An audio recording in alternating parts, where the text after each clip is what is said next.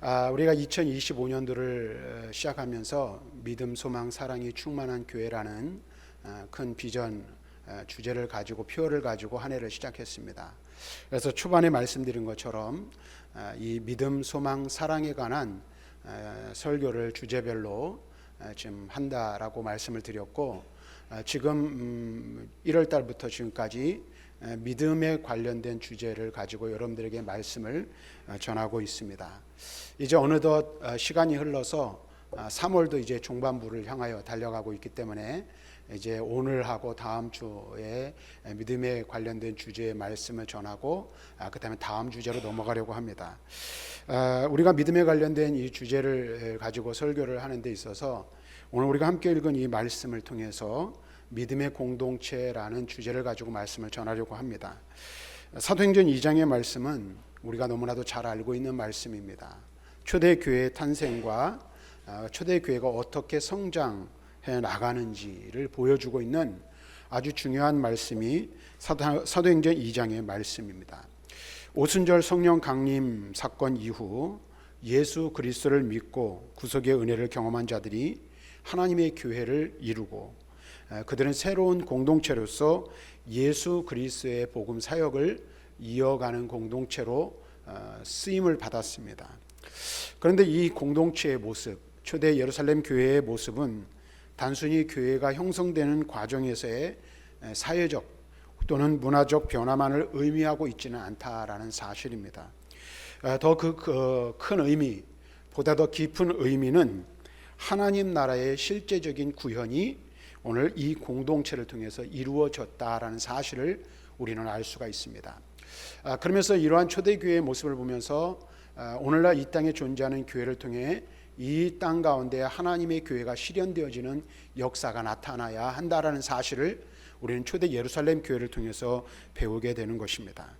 그래서 이 교회라는 것은 단순하게 신앙을 고백하는 사람들이 모인 집합체만이 아니라 하나님의 사역을 실천하는 하나님 나라를 지향하는 하늘의 공동체 또는 믿음의 공동체라고 말할 수 있을 것입니다. 그러니까 우리가 교회를 다시 한번 말씀드리지만 단순하게 우리가 과거의 교회를 생각할 때는 무엇을 먼저 생각하고 무엇을 먼저 떠올렸습니까?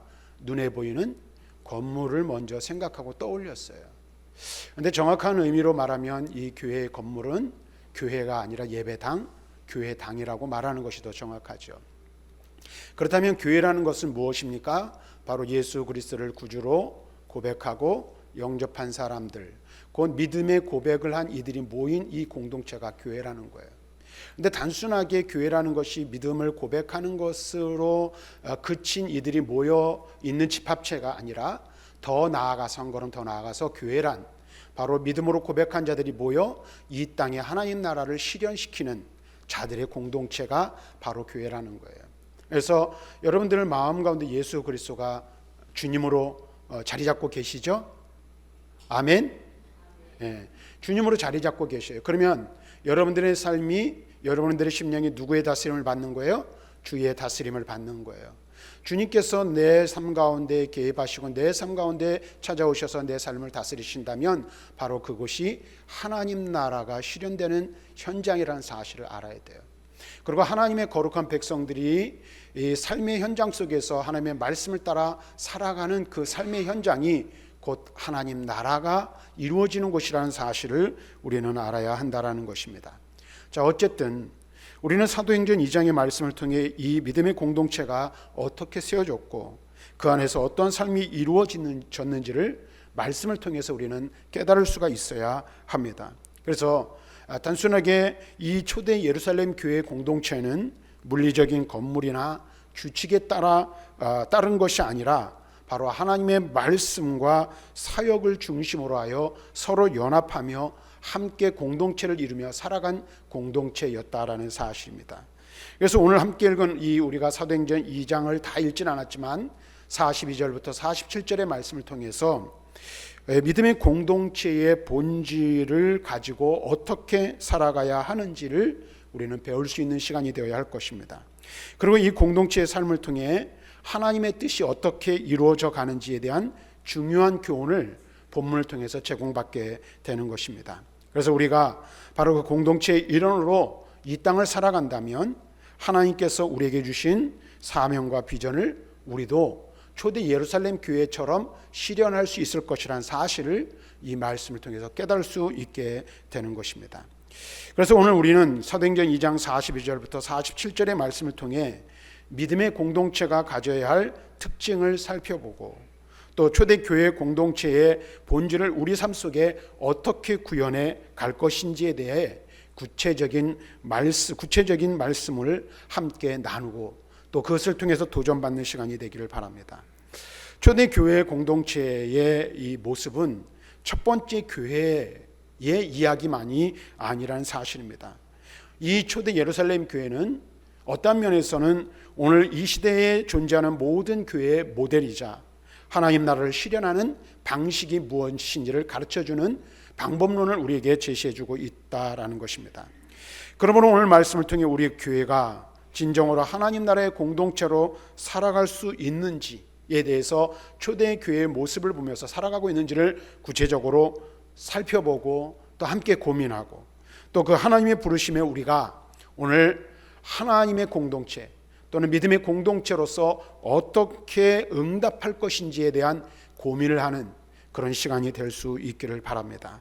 그래서 초대 예루살렘 교회의 모습을 우리가 한 4가지 정도만 오늘 살펴보고 그 모습을 통해서 우리 교회와 대비해보고 우리 자신과 대비해보고 과연 우리가 어떤 모습으로 하나님 앞에 서서 믿음으로 살아가야 할지를 함께 나누는 그런 시간이 되기를 바랍니다. 먼저 첫 번째로 사도행전 2장 42절은 교회의 첫 번째 중요한 특징을 우리들에게 이야기해주고 있는데 믿음의 공동체는 하나님의 말씀에 헌신하는 공동체라는 사실을 우리에게 알려주고 있습니다. 초대교회 성도들은 어떠했습니까? 사도들의 가르침을 받고 그것을 한마디로 이야기하면 삶을 통하여 실천해 나갔던 사람들이라고 말할 수 있을 것입니다. 이 말은 무슨 말입니까? 단순하게 설교를 듣는 것에 그치지 않고 그 말씀을 들은 대로 말씀의 가르침을 따라 삶을 변화시키고 그것을 생활 속에 실제 생활 속에 적용하는 삶을 살았던 이들이 바로 초대 예루살렘 교회 성도들이라는 것입니다. 예수님께서는 마태복음 7장 24절에 다음과 같이 우리들에게 말씀해 주고 있는 것을 알 수가 있어요. 같이 한번 읽어봅니다. 시작.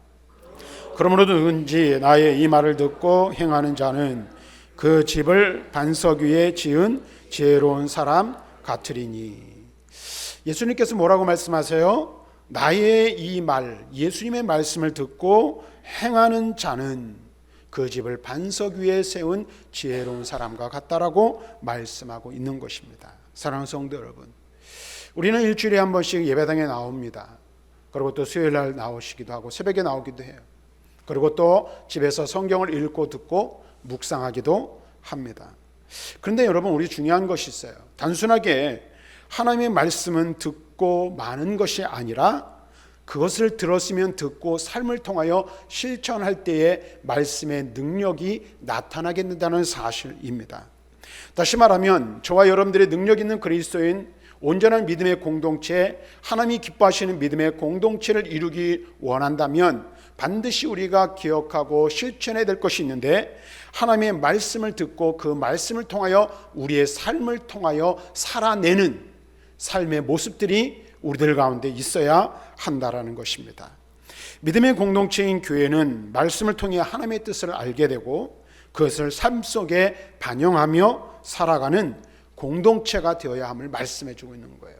그래서 우리 교회가, 또 우리 교회에 속한 모든 성도들이 참된 성도, 우리 교회가 진정으로 하나님이 기뻐하시는 교회의 공동체를 이루기를 원한다면 말씀대로 사는 교회, 말씀대로 사는 성도가 되어야 한다는 거예요. 그래서 여러분, 교회 중에 가장 중요한 것이 무엇입니까? 교회의 가장 중요한 사명은 바로 하나님의 말씀을 전하는 것입니다. 그래서 온전한 말씀을 전파하는 교회가 되기 위해 필요한 것이 있다면 그것은 여러분 무엇이라고 생각합니까? 온전한 교회로서의 삶을 살아내고 교회로서의 사명을 감당하는 것은 다른 것이 아니라 우리가 들은 말씀, 우리가 배운 말씀을 삶을 통하여 그대로 살아내는 것, 삶의 현장 속에서 삶을 통하여 말씀대로 실천하며 살아가는 것, 그것이 바로 말씀을 전파하는 가장 중요한 교회로서의 역할, 교회로서의 사명을 감당하는 것입니다. 그리고 그렇게 할 때에 우리는 우리의 믿음이 성장되고 또 우리가 서로를 세워줄 수 있는 교회가 되며 하나님의 구속사역을 실천하는 공동체로 살아가게 된다는 사실입니다. 그렇다면 우리는 하나님의 말씀을 어떻게 대하고 있는지 한번 생각해 보시기를 바랍니다. 여러분은 하나님의 말씀을 들을 때 어떤 마음으로 말씀을 듣습니까? 교회 공동체에서 하나님의 말씀을 듣는다는 것은 단순하게 일주일에 한 번 예배당에 나와서 성경을 읽고 설교를 듣는 것에 국한되지 않음을 우리는 분명하게 알 필요가 있습니다. 하나님의 말씀을 듣고 그것을 삶을 통해 살아내기 위해서 필요한 것은 일주일에 한 번 말씀을 듣는 것도 중요해요. 그러나 매일의 삶을 통하여 우리가 말씀을 읽고 그 말씀을 듣고 묵상하는 삶이 지속되어야 한다는 거예요. 쉽게 말하면 여러분 하루에 밥 몇 끼 드세요? 두 끼 드시는 분도 있고 세 끼 드시는 분도 있죠. 근데 밥 안 먹으면 죽을 것 같잖아요. 굶으면. 그것처럼 여러분 우리도 하나님의 말씀을 읽고 듣고 묵상하는 일이 세 끼 밥을 먹듯이 이 습관적인 규칙적이어야 한다는 사실을 잊지 마시길 바랍니다. 그래서 여러분들 다시 한번 말씀을 드리는데 주일날 예배당 와서 말씀 듣는데도 집중하시길 바랍니다. 일주일에 한번 나와서 말씀을 들을 때 말씀에 집중하고 그 말씀을 어떻게 내가 말씀을 내 삶에 실천하며 녹여내고 살아낼 것인가 고민하는 시간이 있으시길 바라요.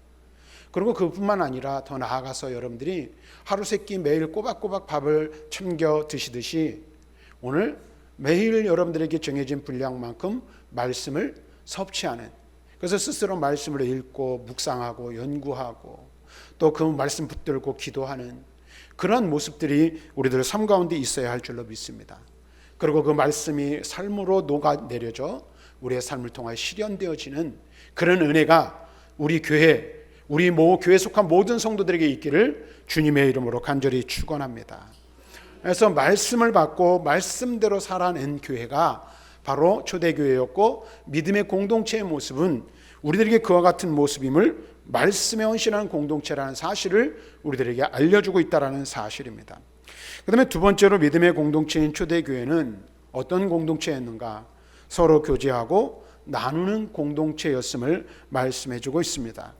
오늘 말씀을 보면 초대교회는 서로의 필요를 채우기 위해 물건을 팔았다고 합니다. 그리고 그것을 단순히 파는 것으로 그치지 않고 서로의 필요를 따라 나누었다라고 말씀하고 있어요. 이것은 단순히 물질적인 나눔을 넘어서는 것입니다. 영적인 정서적인 나눔을 의미하는 것임을 우리는 알아야 합니다. 그래서 이 초대 예루살렘 교회는 예수님의 가르침을 따라 실천했던 교회임을 알 수가 있어요. 마태복음 25장 35절과 36절에 보면 예수님께서는 이런 말씀을 우리들에게 들려주시고 있습니다. 같이 함께 읽습니다. 시작. 내가 줄일 때 너희가 먹을 것을 주었고 목말랐을 때에 마시게 하였고 나그네 되었을 때 영접하였고 헐벗었을 때에 옷을 입혔고 병 들었을 때에 돌보았고 옥에 갇혔을 때에 와서 보았느니라. 우리 이 말씀을 너무나도 우리가 잘 아는 말씀이죠. 예수님께서 말씀하시는 거예요. 내가 배고플 때 너희들이 먹을 것을 주었고 목말랐을 때 마실 것을 주었다. 또 내가 정말로 어려울 때 너희들이 나를 쉽게 말하면 도와주었다라고 말하고 있어요. 예수님께서 그것을 우리들에게 말씀해 주시고 있는데 그러면서 예수님에게 묻습니다. 우리가 언제 그렇게 했습니까? 그랬더니 연약한 한 형제에게 한 그것이 곧 누구에게 한 것이라고요?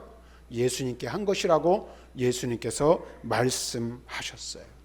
사랑하는 성도 여러분, 믿음의 공동체는 교회 안에서만 교제하는 것이 아니라는 사실을 알아야 합니다.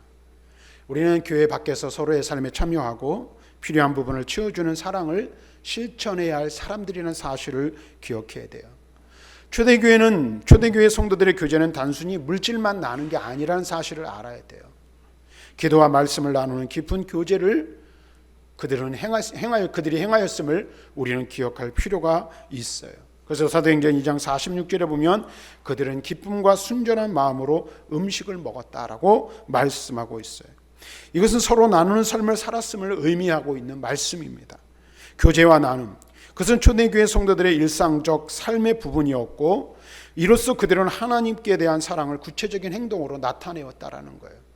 그러니까 여러분들 오늘 현대사회로 갈수록, 현대사회로가 마지막으로 갈수록 사실 더 각박한 세상이 되어버리고 말았잖아요. 근데 이게 교회도 마찬가지라는 것이죠. 우리가 앞에서도 말씀드렸지만 일주일에 한 번 예배당 모여서 예배 드리는 것, 이걸로 만족할 때가 있다라는 거예요. 그리고 일주일에 한 번 말씀 들었으면 그 말씀 들은 것으로 끝나는 것으로 우리는 생각해버리기 쉽게 여기는 경우들이 있어요. 그런데 진정한 믿음의 공동체는 어떤 공동체인가? 일주일에 한 번 모이는 것뿐만 아니라 그 이후에 일상의 삶 속에서 지속적인 교제와 나눔, 교통이 있어야 한다는 거예요. 여러분들 우리가 주일 예배를 마치면 식사를 하잖아요. 식탁의 규제를 나눠요. 교회에서 교회 생활하고 신앙생활을 하는데 식탁의 규제는 굉장히 중요해요. 왜 중요할까요? 그 식탁의 규제가 단순히 한 끼 밥을 먹고 우리의 배고픔을 때우는 시간이 아니기 때문이라는 사실을 알아야 돼요. 그러면 식탁의 규제를 나는 식사하면서 뭘 하란 얘기인가? 도대체 제가 여러 번 여러분들에게 강조하여 말씀드린 바가 있어요. 그때 무엇 합니까? 여러분들이 식사를 나누면서 단순하게 배고픈 배를, 줄인 배를 채우는 것이 목적이 아니라, 만약에 그러면 집에 가서 더 좋은 거 먹으면 되죠. 그렇죠? 그래요, 안 그래요? 집에 소고기, 돼지고기 막 싸놓고 드시잖아요. 에? 그런 게 저만 그런가 보네요. 할렐루야. 그것 때문이 아니라는 거예요. 여러분 식탁 규제를 하면서 뭐 해야 돼요? 배 채우려고 허겁지겁 밥 먹으려고 하는 게 아니에요. 초대 고린도 교회가 그래요. 그것 때문에 문제가 생겼잖아요. 떡을 떼는데 배부른 사람들끼리, 부자인 사람들끼리 자기네 거 쌓아가지고 자기네끼리 먹고, 그래서 교회 안에 갈등이 발생했단 말이에요. 그게 아니죠. 교제를 나눈다는 것은, 식탁 교제를 나눈다는 것은 단순히 밥숟가락을 얹어서 함께 동참하는 것만의 의미가 아니라 그 시간을 통해서 지난 한 주간 동안 살았던 삶을 나누는 시간이 되어야 하는 거예요. 그리고 하나님께서 내게 베푸신 은혜를 나누고 함께 고백하고 도전받는 시간이 되어야 한다는 것이죠. 그래서 여러분 한 주간 동안 식탁 교제하면서 어떻게 살았는지, 또 그 삶 가운데서 하나님이 어떻게 내 삶에 개입하셨는지, 그다음에 내가 어떻게 말씀대로 살려고 몸부림치고 믿음으로 살아내려고 애썼는지를 함께 나누고 이야기하는 거예요. 그리고 그것을 통해서 어떻게 서로가 서로에게 도전을 주고 도전을 받는 시간이 되어야 된다는 것이죠. 그러니까 여러분 보세요. 주일날 우리가 한번 이 바쁜 현대를 살아가다 보니까 일주일에 한 번밖에 못 모여요. 일주일에 한 번 모여서 만났어요. 그럼 그 시간을 어떻게 해요? 일주일간의, 쉽게 말하면 세상 말로 하면 썰을, 일주일 동안 살았던 이 이야기 보따리를, 하나님 앞에 살았던 삶의 보따리를 풀어놓고 함께 나누며 교통하는 시간이 되어야 한다는 거예요. 그런 교회가 되시기를, 우리 교회가 그런 교회가 되기를 간절히 소망합니다. 여러분들 한번 오늘부터 한번 실천해 보세요. 하나님이 어떻게 여러분의 삶에 개입하시고 역사하셨는지를 여러분들 나누는 시간이 되시기를 바랍니다. 우리가 교회 안에서 진정한 교제를 나누고 있는지를 살펴보아야 한다는 것이죠. 서로의 필요를 채워주고 물질적인 나눔뿐만 아니라 영적인 나눔, 기도와 격려의 나눔을 실천하고 있는지를 살펴보아야 한다는 것입니다. 교회는 서로의 짐을 지고 사랑을 나누는 공동체라는 사실을 잊지 마시고 함께 이 일에 협력하고 힘써 행하는 우리 교회가 되기를 바랍니다. 그럴 때에 우리 교회가 하나님이 기뻐하시는 믿음의 공동체를 이룰 줄로 믿습니다. 그다음에 세 번째로, 믿음의 공동체는 하나님께 예배드리는 공동체라는 사실입니다. 초대교회는 어떠했습니까? 날마다 성전에 모여 하나님을 예배하였고 또 각 집에서 떡을 떼며 예배의 삶을 실천한 공동체였음을 말씀해 주고 있습니다. 이 예배는 단순히 일주일에 한 번 모이는 예배만을 의미하는 것이 아니라 그들의 일상이 예배였음을 말씀하고 있는 것입니다. 여러분은 예배를 무엇이라고 생각합니까? 여러분들은 예배를 어떤 것이라고 생각하고 있습니까? 예배가, 우리가 이 시간 일주일에 한 번 나와서 예배 드리잖아요. 근데 이 예배 시간에 여러분들이 이 예배를 어떻게 생각하느냐에 따라서 예배를 드리는, 예배하는 자세가 달라질 수 있다는 것이죠. 예배가 뭐 하는 거예요 도대체? 한번 여러분 생각해 보십시오. 예배란 여러 가지로 정의 내릴 수 있겠지만 하나님을 향한 감사와 하나님의 임재를 경험하는 시간인 줄로 믿습니다. 우리가 감사로 하나님 앞에 나아가는 거예요. 날 구원하신 하나님, 내게 베푸신 은혜를 기억하며 하나님 앞에 감사하는 시간이 이 시간 예배가 되는 거예요. 그래서 우리의 몸과 마음을 하나님 앞에 드리는 거예요. 그리고 우리가 하나님을 온전히 예배할 때 하나님께서 우리 가운데 임재하셔서 우리의 심령을 만져주시고 우리의 삶을 만져주시고 우리의 삶을 변화시켜 주시는 것을 경험하는 시간이 바로 예배라는 것입니다. 그래서 예수님께서는 사도행전 2장 42절에서 뭐라고 말합니까? 하나님은 영이시니 예배하는 자가 영과 진리로 예배할지니라. 하나님께서는 이렇게 예배하는 자들을 찾으신다라고 말씀하고 있는 것을 우리는 알 수가 있습니다. 우리가 영과 진리로 예배해야 한다는 거예요. 순전한 마음으로 하나님을 예배해야 하는데 우리의 삶을 통해 하나님을 예배하는 것, 그것이 진정한 예배라 할 것입니다. 사랑하는 성도 여러분, 그렇다면 오늘 우리 교회 예배, 오늘 우리 각 사람의 예배의 모습은 어떤지 한번 생각해 보시기를 바랍니다. 주일 예배뿐만 아니라 우리의 삶 전체가 하나님 앞에 온전히 드려지고 있는지를 생각해 보시라는 것입니다. 일상이 예배가 된다는 것은 우리의 삶의 한 부분인 주일날만, 그것도 한 시간만 와서 자리에 앉아서 자리 시간을 때우고 이 자리에 앉아 있으면 그것이 예배 완성, 예배 성공이 아니라 우리의 24시간, 일주일의 모든 시간, 7일의 모든 삶이 하나님 앞에 온전히 드려지는 일상이 될 때에 그것이 일상의 예배라는 사실을 우리는 반드시 기억할 필요가 있다는 것입니다. 하나님과의 관계 속에서 우리는 매일 예배를 드리고 있는지, 예배의 삶을 살고 있는지 돌아보는 은혜가 있기를 바랍니다. 바울은 로마서 12장 1절에 우리에게 중요한 말씀을 해주시고 있습니다. 같이 읽겠습니다. 시작. 그러므로 형제들아, 내가 하나님의 모든 자비하심으로 너희를 권하노니 너희 몸을 하나님이 기뻐하시는 거룩한 산 제물로 드리라. 이는 너희가 드릴 영적 예배니라. 여러분 보세요. 산 제물로 우리를 드리래요. 그러면은 일주일 살아가면서 여러분들 여기서 오해하지 마시길 바랍니다. 일주일 살면서 아무것도 하지 않고 그냥 예배당 나와가지고 예배당에서만 살아야 되느냐, 그것을 의미하는 것일까요? 과거에는 오해를 해서 그것이 전부이고 그것이 최고인 줄 알았던 때가 있었어요. 그런데 여러분 분명히 아셔야 돼요. 우리가 매일매일 우리가 주님의 다스림을 받으면 주님의 다스림을 받는 그 현장이 하나님 나라가 임하는 것이고, 우리가 일상을 통해서 대하는 사람, 만나는 사람들을 만날 때 그들을 주님을 대하듯이 하면 주께서 주신 거룩한 일들을 행하는 것이고, 우리가 무엇을 하든지 간에 농사를 짓든지 직장생활을 하든지 어디서든지 주님과 동행하면, 그리고 주님께 내 삶을 드리면 그것이 곧 삶의 현장이 예배가 되는 줄로 믿습니다. 오늘 우리는 이 사실을 분명히 알아야 돼요. 영적인 예배를 드려야 된다는 거예요. 일주일에 한번 나와서 우리가 성도의 아름다운 공동체를 이루어 공동체의 진함을 나누고 진한 교제를 나누고 그 힘과 능력을 가지고 일주일의 삶을 살아가면서 삶의 현장 속에서 그리스도인으로서 하나님의 백성으로서의 삶을 살아낼 때에 그것이 진정한 예배의 삶이 된다는 사실을 기억하시는 저와 여러분들이 될 수 있기를 바랍니다. 그래서 믿음의 공동체는 하나님 앞에 온전한 예배를 드리는 예배의 공동체였다는 사실을 기억하시길 바랍니다. 마지막으로 믿음의 공동체는 오늘 말씀을 보니까 하나님께서 구원받는 사람을 더하게 하시는 공동체라고 말씀하고 있습니다. 초대교회는 하나님을 찬양했습니다. 그리고 그들의 삶이 주위 사람들에게 선한 영향력을 미쳤어요. 그래서 그들이 말씀을 묵상하고 함께 교제하고 삶으로 믿음을 실천하며 살아낼 때에 그것을 본 많은 사람들, 불신자들이 감동을 받았던 거예요. 그랬더니 어떤 일들이 일어납니까? 그 결과로 하나님께서 초대 예루살렘 교회에 구원받는 사람들을 날마다 더하게 하셨다라고 말씀하고 있어요. 47절에 그것을 말하고 있죠. 하나님을 찬미하며 또 온 백성에게 칭송을 받으니 주께서 구원받는 사람을 날마다 더하게 하시니라.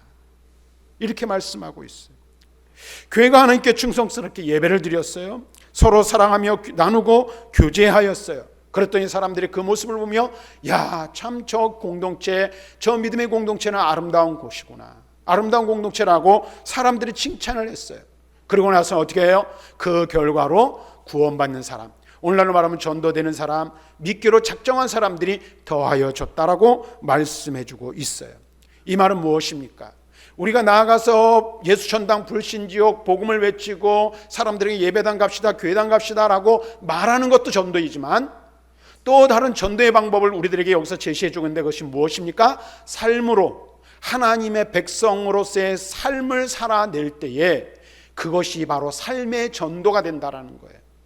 다시 말하면 여러분 한 사람 한 사람이 여러분이 속해 있는 세상의 공동체와 지역사회 속에서 온전한 그리스도인으로, 그리고 우리 교회가 이 지역사회 속에서 참된 교회의 모습으로 오늘 세움을 받고 세워질 때에 그것 자체가 나가서 떠들지 않아도, 외치지 않아도 삶으로 전도하는 하나의 방법이 된다는 사실이에요. 무슨 말씀인지 여러분들 이해가 되십니까? 다시 말하면 우리 교회가 교회로서의 이 사명, 교회로서의 선한 영향력을 온전하게 이루어 나갈 때에 세상에 영향력을 미치게 되어 있고 그것을 통해서 교회를 통하여 구원받는 사람들이 더해질 수 있다는 거예요.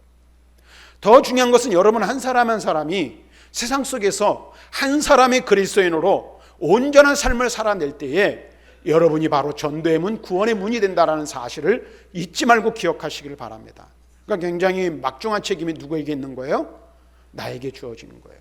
그래서 여러분들이 많은 사람들을 만나잖아요. 직장에서 만나죠. 마을에서 만나죠. 또 여러 가지 관계된 공동체들이 있잖아요. 세상의 공동체들 속에서 사람들과의 관계를 하며 살아가잖아요. 그런 관계 속에서 여러분들이 어떠한 삶을 살아내느냐에 따라서 그리스도의 이름이 영광을 받으실 수도 있지만 그 반대의 일도 일어날 수 있다라는 것입니다. 근데 초대 예루살렘 교회 공동체는 건강한 교회를 이루었어요.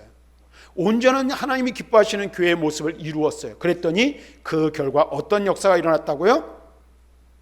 구원받는 사람이 날마다 더해지는 역사가 일어났다라는 거예요. 자, 그러면은 말씀을 한번 정리해 보도록 하겠습니다. 오늘 사도행전 2장 42절부터 47절의 말씀을 통해 우리는 믿음의 공동체인 교회가 어떤 공동체가 되어야 하는지에 대해서 말씀을 잠깐 나누었어요. 믿음의 공동체는 하나님의 말씀에 헌신하는 공동체이고 서로 교제하고 나누며 하나님께 예배드리며 감사하는 공동체였다라는 거예요. 이 말은 무슨 말이냐면 전인적으로 모든 면에 있어서 건강한 공동체를 이루어갔다라는 거예요. 그런데 그러한 공동체를 이룰 때에 자연스럽게 나타나는 현상이 한 가지 있어요. 그게 뭔지 아십니까?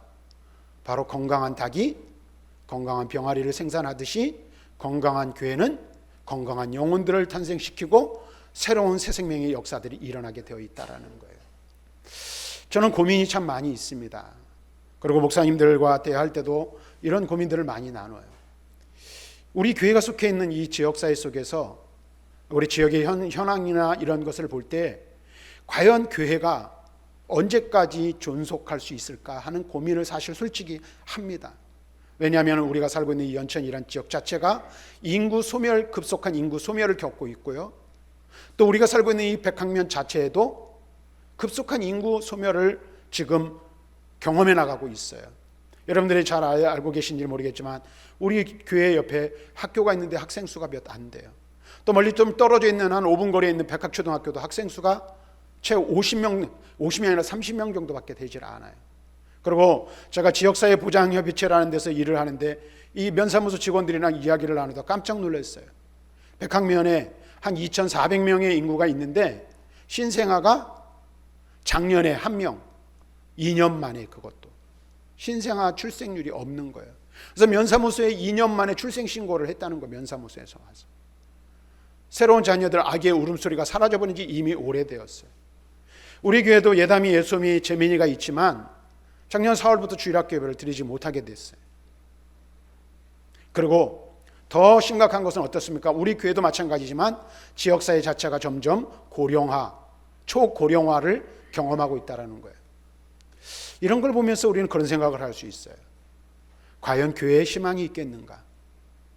새 생명이 들어오고 영혼이 구원받는 일들이 있을 수 있을까 하는 염려와 걱정을 하게 됩니다. 그러면서 근본적인 질문을 던져요. 이러한 상황 속에서 과연 교회가 그 역사를 지속시키고 존속할 수 있을까 하는 고민을 해보게 됩니다. 그런데 여러분, 우리가 이런 불안한 마음과 미래에 대한 어두운 이야기를 하지만 변하지 않는 한 가지 사실이 있다는 것을 알고 계십니까? 그것은 하나님은 지금도 살아계시다는 거예요. 하나님은 지금도 역사하시고 지금도 하나님께서 택하신 영혼들을 구원하시기를 원하고 계신다라는 사실이에요. 그럼 오늘날 비록 우리가 연령이 높고 그 다음에 교회의 고령화 상태에 있지만 우리 교회를 통해서 하나님께서는 무엇을 하시기를 원하세요? 일하시기를 원하시고 하나님의 일들을 이루어 가시기를 원하신다라는 거예요. 교회의 사명이 무엇이고 어떻게 그 사명을 감당할 수 있겠습니까? 교회의 사명은 복음을 증거하는 것이고 영혼을 구원하는 거예요. 그렇다면 우리가 나는 나이도 많고 늙어서 아무것도 할 수 없고 내 밥 먹는 것 자체도 힘들고 걷는 것조차도 어려운데 과연 어떻게 할 수 있을까? 우리 교회는 다 나이 많이 잔뜩 들어가지고 이 힘 다 빠진 노인들밖에 없는데 무엇을 할 수 있을까라고 고민할 수 있어요. 그런데 오늘 우리는 이 말씀을 통해서 초대 예루살렘 교회의 모습을 보면서 우리는 희망을 찾는 거예요. 물론 베드로와 같은 아주 그냥 위대한 설교가가 없을 수도 있어요. 그러나 초대 예루살렘 교회 성도들이 성령의 충만함을 받고 교회 안에서 하나님의 교회로서의 건강한 교회의 모습을 유지해 나가고 건강한 성도의 삶을 살아낼 때에 자연스럽게 하나님께서 그들로 하여금 지역사회 속에서 칭송을 받게 하시고 그것을 통해 또한 구원받기로 작정된 자들이 주께로 많이 돌아오게 했던 것처럼 우리 교회가 우리 교회로서 교회 안에서 성도의 아름다운 사랑의 교제와 말씀대로 삶을 살아내는 삶의 모습이 있다면, 서로가 서로를 위로하고 격려하며 사랑하는 사랑의 교제가 있다면 우리 교회가 지역사회 속에서 선한 영향력을 미칠 것이고 그 믿음의 아름다운 면모가 교회 밖으로 드러나게 될 것입니다. 그리고 그 결과 어떻게 돼요? 자연스럽게 구원받는 자를 더하게 하시는 은혜를 경험하게 될 줄로 믿습니다. 아멘 소리가 너무 작아요. 네? 그런 교회가 될 줄로 믿습니다. 자, 그러기 위해서 여러분들에게 필요한 것 두 가지가 있어요. 첫째는 뭡니까? 말씀으로 삶을 살아내는 거예요. 말씀을 들었습니까? 말씀을 읽었습니까? 말씀을 묵상했습니까? 그러면 그 말씀대로 살려고 몸부림치는 모습이 있어야 되는 거예요. 그다음에 두 번째는 뭐예요? 우리 안에 사랑의 교제가 충만해야 한다는 거예요. 그래서 옆에 분들과 한번 인사합시다. 주님의 이름으로 사랑합니다. 네.